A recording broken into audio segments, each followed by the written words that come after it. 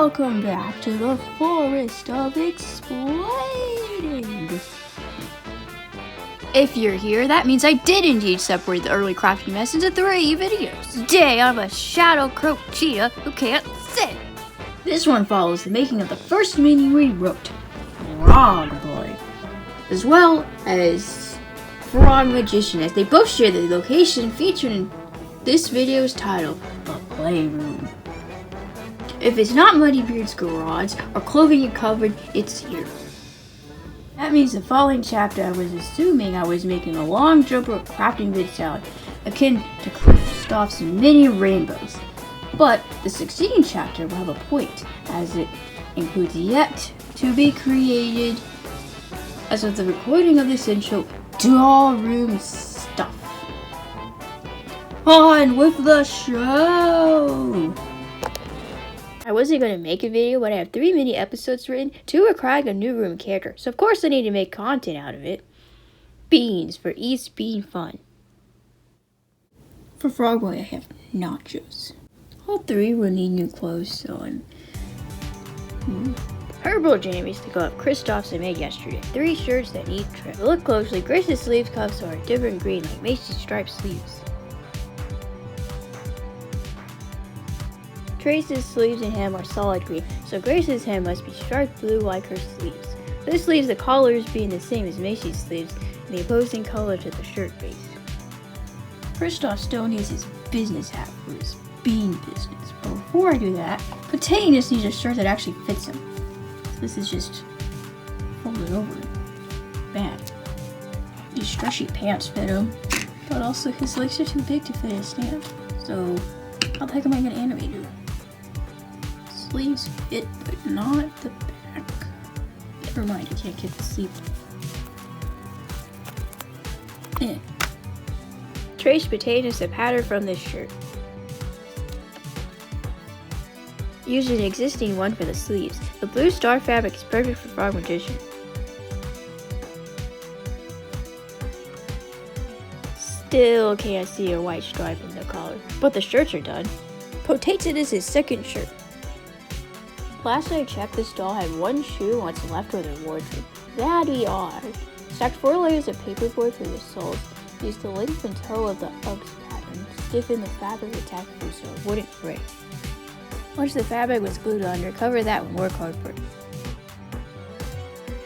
Now that the jalapeno nachos are complete, I can film the opening scene of Frogboy.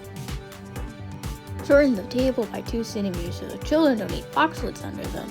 The adults don't slide so easily, so the table might be quite snug. Time to say goodbye to some bites. This is going to be Freddy. Potato is his little hopper.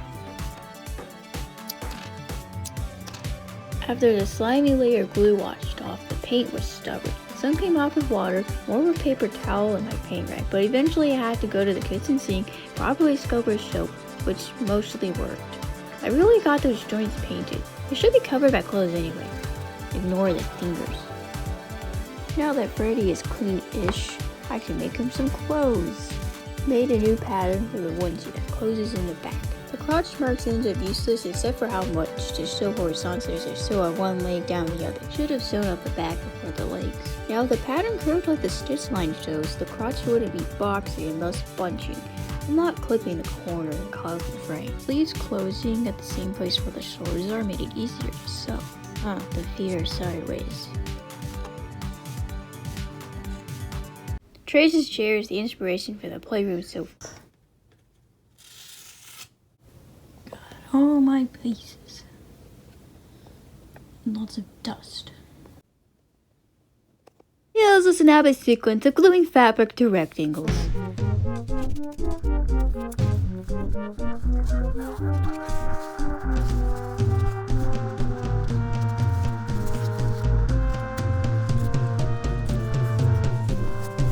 Now the sofa is together. Fits 3 people. I just finished filming each being fun, so now the yard can finally be taken down. Here's a constantly shifting time lapse of clearing the table. I keep shoving walls under the table. No, you can't see much in this dark void. Have the grass. Then I debate if the grass should be folded grass inside or outside. It only works with the grass on the outside. Still part where a sliver of my refolding is seen in the corner took 8.3 seconds of time lapse. Followed by Snatch. Got our crazy sofa with potato frog and a bunch of dolls in need of costume changes. You'll now be sent back in time for Thanksgiving Eve. Alright, enough stalling. Time to do something. I was going to continue browsing for sound effects for Eats Being Fun that I just chucked at my computer last night, along with the crafting vid. But then I got attacked by the sun from bringing the trash bin in. I know I have to squint at the ground from the intense brightness, but apparently I need sunnies to print floaters now. As not to shock my dumb eye, I moved on to painting the playroom walls. The plan was spots of varying in sizes, then I decided to paint stripes so the streakiness from the lack of paint would look intentional. Can't decide what spot color would go with maroon, so on to the second wall, which is the back of the rainbow portal void, already bumpy and warped like the other page. This maroon wall might go with the TV as I end up ripping the paper.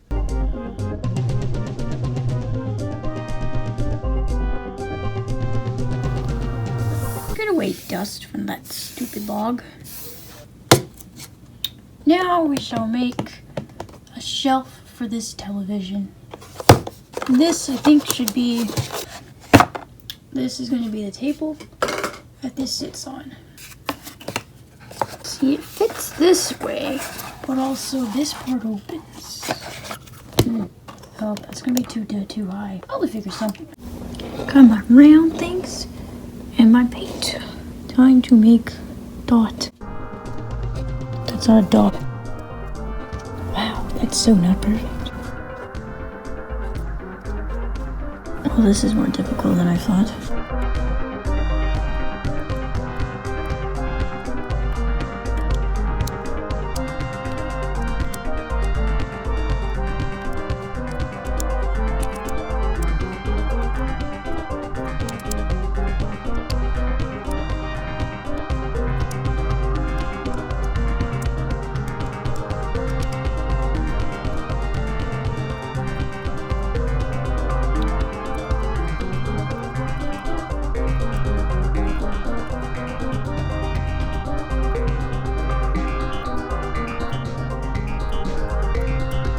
The paint has devolved into purple, but it's all done.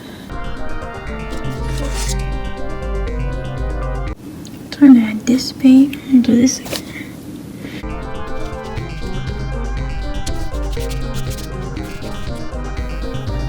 I mean, now this is too red. Before it looked blue and cool. I'm back from editing the previous Eats Being Fun crafting video. I can only do one thing at a time until it's all done, but now I need to do something different before the sameness sadness kicks in.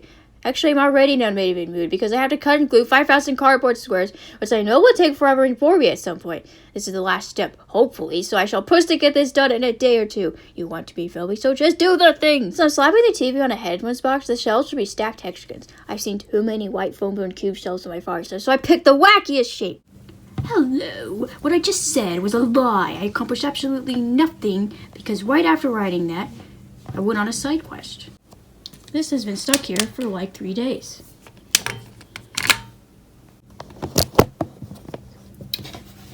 Yes, I brought Charlene back, and yes, I did just make an outfit last night. Scripting entertaining commentary in an hour 20 of me playing Minecraft whilst mumbling half a sentence every 5 seconds of silence is just it stops being fun after like 3 nights. So, you know, put this aside. Hello.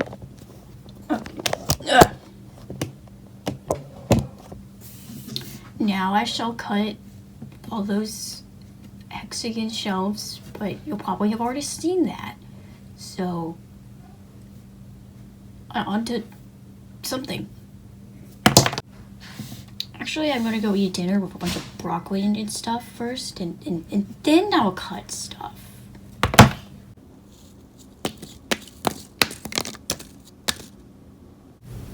So I got distracted by other things again. But I have a singular shelf glued. It's looking very wonky. Now's a good time to paint. keep you safe. This shall be nice and green, just like the stripes on the wall. I'll save the outside for later. Time to make another shelf. Can I cut out another shelf before that paint dries is the question.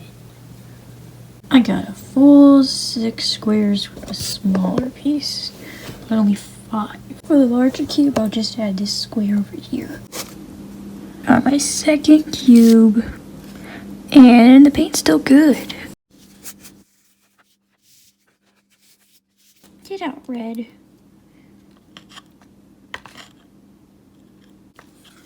I add a little bit of green in there again. There, purpley red. And leave these to dry. Today's distracted production was Being Capella. Eat Speed Fun is already out, I don't need to explain. It got me thinking about other Kristoff songs like Oh Sad View, about a rain cloud brother from my Tornado mini book that I say Kristoff wrote. Tried composing the song, realized the high effort and fiddling I'd have to invest, and dropped it. So here I am. I complicated the paint job by alternating yellow and orange, but I wanted a clear top and bottom. I've just exported Eat Speed Fun, so now I can get back to talking about these shelves. So the same night I was painting the exterior, I made shelves for the shelves. Then in the afternoon I made shelves for this, but they're too wide, and so this isn't closed, so I need to trim these. I trimmed them too much because now they don't stand up. But it can close. Alright, so it's only 9:30 this night. Better than 1 a.m. past several nights. So this has been successfully glued in place, although it doesn't close because the shelves are slightly too poking out. But like, whatever. This can just be broken. Does the job of holding the TV in place. So this will go like so. And now I just need to make these walls taller. This is too short. It needs to be taller. That cardboard I used the excess paint on was actually the wood paneling all along. Half the box is 3 5/8 inches. Then I cut them to strips and rearranged them. So the last thing I need to do is make a 4th wall and put these smaller ones on. Currently filming Frog Boy. Here's what the final room looks like. The TV wall was very hard to film. They kept falling over. The phone needed to be backwards in order to see the wall, so I couldn't see what I was filming. Here's a close-up of all the toys. A small selection of my stretchy lizards. Racer Dino for Trace. A leprechaun that might also be from 2nd grade. Dentist capsule toys we've seen before. Packaging of my blanket to cover the blank wall. I could ask my crystal ball to settle this clearly false claim of yours. You have a crystal ball?